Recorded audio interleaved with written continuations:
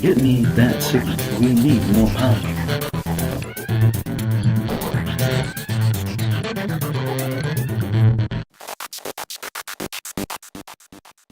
So yes, my name is John Swasey, and I'm a voice actor based out of Houston, Texas. And I've been doing voice work in the anime industry since 1996, so coming up on 21 years. And I love it. It's when I first started, I had no idea what it was.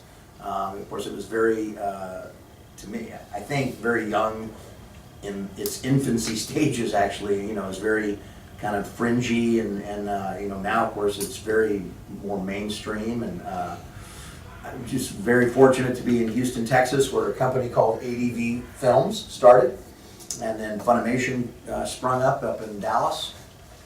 And right now, I think between the two companies, it's now no longer ADV, it's called Sentai. But between those two companies, I think Texas is probably the #1 producer of anime in North America. So as a voice actor, Texas is a dynamite place to be. And not to mention the way the convention scene is unfolded. When I started doing conventions, actually when I started doing anime, there might be 1 or 2 conventions a month. And now there's 6, 7 a week, which is mind-boggling, and to me, I find it fascinating. I try to do about 1, maybe 2 conventions a month if I can. And it's so cool. You've got ACEN, which is 20,000 people. A month and a half ago, I was up in Nebraska in a little small town in a college with 350 people at the convention. But it was just so you've got everything in between as well, and it's really cool. It's a great place to meet, obviously, the fans. It's actually a great place to meet your fellow voice actors, because when we work, we don't really work together. We work singly, solo. So we don't always get to see each other. So going to conventions is also a great place to kind of reconnect with friends and certainly make new friends. This is, I love coming to the Midwest. I was at a convention in Columbus several years ago, and I met this guy, David, and we had this impromptu jam session in the green room. And ever since then, anytime I come to the Midwest, I'm like, dude, you gotta be here. And we'll have a jam session. So I brought my guitar, and we had a jam session last night, and it was a hoot. Like 30 people in my room, and everyone's, fortunately I'm on the end of the hotel, so I can only, I think, disturb 1 room. So that's good news. But anyway, so some of the shows that I've done, I'm Lord Death, Shinigami, and Soul Eater. I play the Undertaker in Black Butler. In fact, I just finished working on the movie that's coming out. I play Gendo in Evangelion, and I just had the pleasure of meeting this young man who is connected with this convention, who is Gendo. I mean, he lives Gendo, and he shared with me, we met, his mom is the guest relations person here, and runs the con, I guess, and just had an amazing meeting. Got to visit with him, and it was humbling is what it was for me. But anyway, so I play Hoenheim in Fullmetal Alchemist. I play a lot of fathers, play a lot of dads, play a lot of bad guys, a lot of dads. I was at a convention one time with Vic Mignogna and Michael Tatum, and I came into the panel late. It was an Oren High School panel, and they were doing their shtick and playing to the audience, and I was just kind of sitting there. And at one point I leaned over to Michael and I said, dude, I don't even know who I play in this show. Who do I play? And he's like, you're Vic's dad. I'm like, oh, of course I am. I'm always Vic's dad. So that's my go-to answer. Who'd you play? I'm Vic's dad. So no, but anyway, that's kind of it. So I got some other stuff I can talk about, but I'll open it up to questions, and I can tell you more about what I'm doing as well. But that's kind of me. I have 3 kids. They're for sale. If you want to buy one, having a 2 for sale. And that's it. So, anything you want to know? Yeah.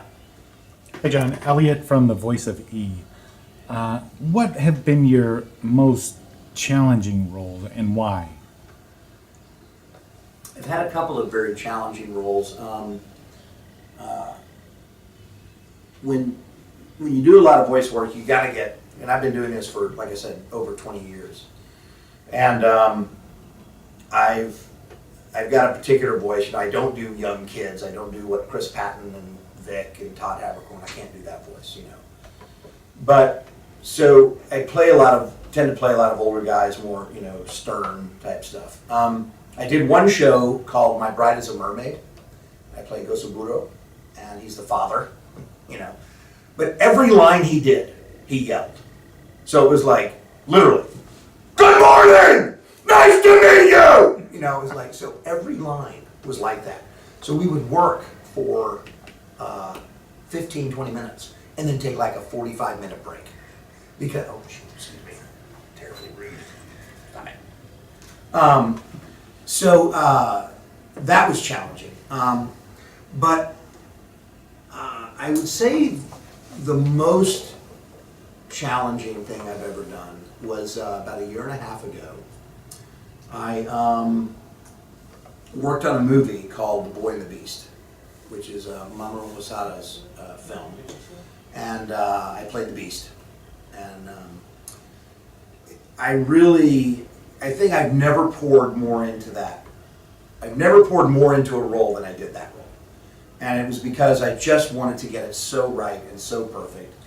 Mike McFarlane directed it at Funimation, and you know, it wasn't grueling like what I just described, or I'll give you another example. Doing Borderlands II, I play Salvador. And everything was like this! And it just, you know, you leave a 3-hour session, you're like, see you guys later, you know. That's hard, but it's not hard to do. But so really what's difficult was the challenging thing of getting that character in Boy and the Beast just the way it needed to be. And fortunately it worked out very well, and I was, you know, very happy with it, and I think everyone was pleased and all that. But that was certainly, to me, I think was the most challenging. Anybody else have a question? Yes, ma'am. Yeah, so I know that you are involved in many, many wonderful things, but I was just curious if there are any shows or anything that you're either in or not that you follow closely. I'm sure you can't watch everything that you're involved with, but I was just curious how often you watch the productions you're involved with. You know, I don't really. And part of it is, you know, there's some actors that are like, I never like to watch myself, you know, and it's kind of twofold. One is time. There's just not enough time. And then, you know, right now I'm working for Funimation doing several broadcast dubs. Allison Zoroku being one. I play Zoroku.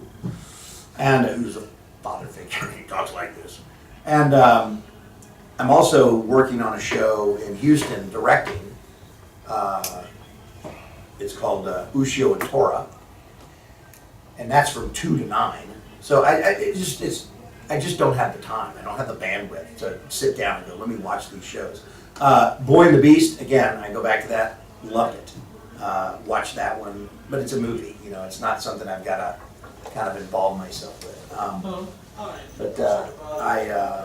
So I don't really get to watch stuff. My kids do, you know, they watch. In fact, although my son walked into his room the other day, or maybe a month ago, and I said, hey, what you doing? He goes, I'm watching Soul Eater. You know, he's on his phone like this, right? What are you doing? I'm watching Soul Eater. I'm like, oh, cool. You know, I play Lord Death, and he goes, yeah, I'm watching the Japanese version. Great. All right. Well, never mind. But, yeah, so I don't really get a chance to watch stuff. Yes? Do you have to audition for every role you've taken, or do you have, like, is there like a headhunter that says, hey, we love your voice, we want you to do this, or how does that go? How do you go about getting roles? It's both. Allison Zoroku, I was approached by Cliff Chapin, the director. I've got a very, very busy schedule in Houston, and I actually hadn't worked at Funimation since November. Wow. And I think they contacted me and said, hey, listen, we've got this part. Are you available? And I said, yeah, I can do it. But for a while I wasn't available just because my schedule was so hectic. And but the director told me, he goes, man, I saw this, I knew it was like the first person that came into my mind was you. And so I just was like, let's get John Swasey to do it. And everyone at Funimation was like, dude, he's too busy. He doesn't have time. He can't do it. So they're like, okay. So they auditioned some people apparently. And I'm like, well, it's not really, and they're like, could we at least ask John? And which, I appreciate because, if I'm not, if I can avail myself, I certainly will, obviously. So they called me and it's like, yeah, dude, my schedule's opened up and yeah, let's do it. So I got it. But Boy and the Beast, I totally had to audition for that. I mean, it was and had a fan actually contact me and said, hey, I hear that Funimation just got the rights to Boy and the Beast and you make a perfect Kumatetsu. I was like, well, great, thank you for saying that. It doesn't always work that way, but I appreciate it. But I contacted Funimation and said, hey, you guys, I hear you guys got this, you're gonna have auditions, and they're like, yeah, we're gonna have auditions. So they sent me the auditions, and I did done a lot of research for it, and but I definitely had to audition. Thank you so much. Hot tea. So it's really, it can go both ways, if it's smaller stuff, Soldier B, there's no audition, but if it's a big role, they definitely want you to audition. I just auditioned for, pardon me, I don't know if I got it or not, but a couple of roles in Dragon Ball Z. That some new characters are coming out, and it's a audition is it's a crapshoot, I mean, and you can't take it personally either. If you don't get it, you don't get it. It's just not living in the cards. But so yeah, it goes both ways for sure. At the beginning. I started out doing theater, did stage work. Then I started doing film work. I've done several movies. Have you ever seen the movie Dazed and Confused? I play the beer delivery guy in Dazed and Confused. Then I did a movie called 8 Seconds.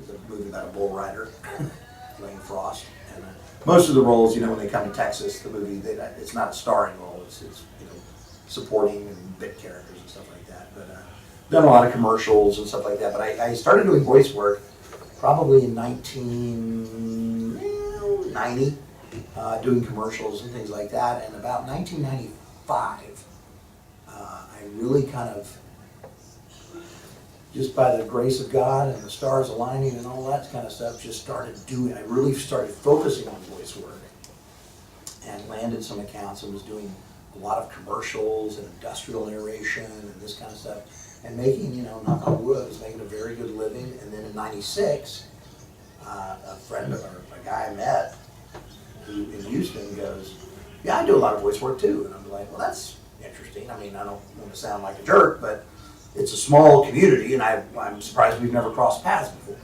He goes, well, I do anime. I'm like, what's anime? And he goes, well, it's Japanese animation. I was like, oh wow, you speak Japanese? He's like, no, we dub it into English.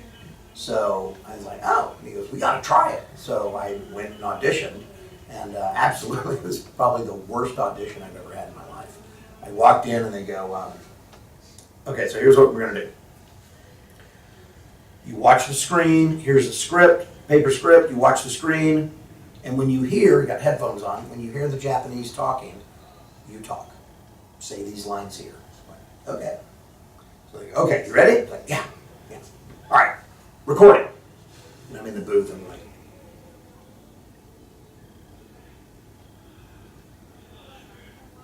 hey, John? Yeah. When you hear the Japanese start talking, it's like, oh, okay, I'm sorry. Oh, yeah, let's do it again. And recording.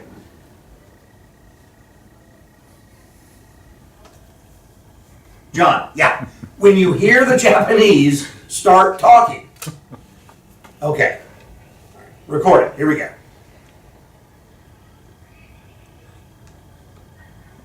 John, yeah. Like, dude, seriously. So, it was a terrible audition, and I did something stupid, and I ended up leaving. And I went to my car, sat in my car for like 5 minutes. It was like, John, that was the worst audition you've ever done in your life. You're better than that. You can do better. So I walked back in and I said, excuse me, I know you've got other people, but if there's any chance when they're done, certainly don't mind waiting. But I would like, if you would allow me, I'd like an opportunity to try it again. And they said, okay, just sit over there and we'll get to you. So I sat there for like an hour. They came back in, they go, okay. So when you hear the Japanese, I got it, man. The minute I heard anything that resembled Japanese, I just started doing all these voices and everything like, oh wow, well, that's much better. Yeah, great. So they ended up casting me in a show, and my first role was in a show called Golden Boy, and it kind of took off from there. But it was a weird thing how it all kind of came together. And then, like I said, it just happened to be that ADV started to grow, and I was fortunate enough to be in Houston, Texas, and grow with them, you know, from 1 studio to 2 studios to 5 studios. And I think, you know, at the peak of their existence, they're still doing great now, and I'm working for them still, but they had, you know, 6 studios running from 9 in the morning till 10 o'clock at night. It was like a factory, just pumping this stuff out, you know. So it was certainly very cool and very fortunate to be in that environment. Yeah, so in anime, in the animation, it's just a lip flap. You know, the mouth just does this. So if there's 15 lip flaps, you basically have to have a phrase that has 15 syllables, you know. Sometimes it, you know, it ends with a mouth open and you're like going, hey, let's go to the store. Well, you're not going to go, hey, let's go to the store. You know, you just have to, it is what it is. You just have to deal with it. But, hey, bud. But in live action, I mean, when we talk, I mean, look at my mouth. You know, we don't go, hi, how are you? You know, it's like your lips are moving in a certain way, so you really have to kind of finagle it in, you know. The beauty is, now with the technology we have, obviously, it's all digital, you can really kind of fudge it and manipulate it and stretch it and squeeze it and, you know, kind of make it where it really fits. But I know we were working on a movie one time. I was working with a great friend of mine, Kyle Jones, who's a director and a voice actor in Houston. And we were doing this movie, and man, it was a comedy, and just you know, you just had to get. It was very difficult. It's much more, to me, it's much more time consuming to do live action because it just takes more to get the lips to look right. I mean, you could make it look crappy and buzz right through it, but you want it to look like it works, you know. It makes, that's what they're actually saying. So yeah, definitely live action it was more of a challenge. Mm-hmm. We'll go you, then you. Okay. Is there anything you're working on now or just recently finished that you'd like to talk about? Absolutely. Like I said, I just finished working on Black Butler, the movie, which I think is going to have a theatrical release. Very excited about that. I don't know when it's coming out, but it'll be this year, obviously. Working on a couple of broadcast dubs, directing a show called Ushio and Tora for Sentai, which will be, I think, out on DVD and streaming here in the next few months. But the big thing I'm excited about is my friend Kyle Jones, who I mentioned earlier, and another friend of ours, Jay Hickman, who's another voice actor, terribly talented man. We got a hold of a film, an animated film, that was done by some animation people in Costa Rica. And they had animated this movie. It's a CG animation. And they had animated it for a company in India. And apparently the company in India ran out of money. So they said, well, you don't get your movie. So I've got another partner in Berlin who I've done a lot of dubbing work with. And he was able to get a hold of this movie. And we rewrote the script and made it fit to this existing animation. And it's a comedy, and it's called The Perfect Con, K-H-A-N. And we just finished mixing it in Germany. It should be out, I'm hoping, in August. We're going to hope for a theatrical release, but it'll certainly be streamable and DVDs and all that. But it's kind of it's a very funny movie. I'm very excited about it. And I really, really hope it does well because it could, you know, again, if everything works out, it could launch a series, and you know there could be other things to follow. So, The Perfect Con, keep your eyes open for it. It's very funny. If you like Archer, Yeah. it's that kind of humor, you know. So Excellent. I'm very excited about it. Great. Thanks. And I'm also working on a children's book. So Completely different than Archer. completely different than Archer. Yeah. Let me get her real quick and I'll come over. We have one last question, so.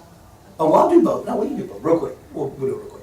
Alright, I was just curious, some of the biggest changes in the industry in the past 20 years that you've noticed, anything that works better, that isn't as easy, anything? Oh, my voice for one thing. The technology's really kind of the same, although it's gotten a lot better. I would say the biggest thing I've seen, the biggest changes I've seen are conventions. And the fact that there's so many of them and there's so many people. You know, I liken, I'm a big Grateful Dead head. I love the Grateful Dead.